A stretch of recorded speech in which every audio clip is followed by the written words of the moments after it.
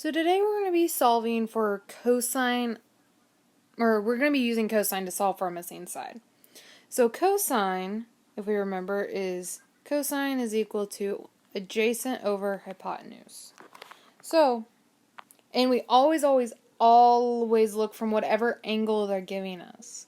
So, for this first one, they're giving us angle 35. So we're going to do cosine 35 is equal to, and then adjacent always is right next to that angle that is not the hypotenuse, so in this case h.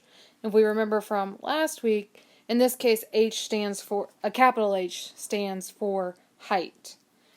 And then our hypotenuse is going to be 15, so over 15.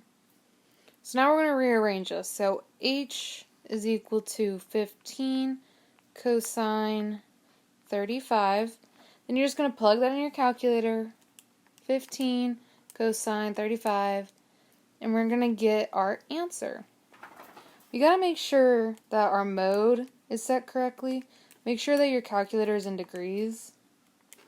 That way you get a proper answer. So in this case, we're going to get h is equal to 12.29. So on the next one, this time we have a 60. So we're going to set it up the same way. So cosine 60 is equal to our adjacent, which is h, and our hypotenuse, which is 18. We're going to reorganize it. 18 cosine, actually we want to put h first. H equals 18 cosine 60. Then you're going to type that in your calculator.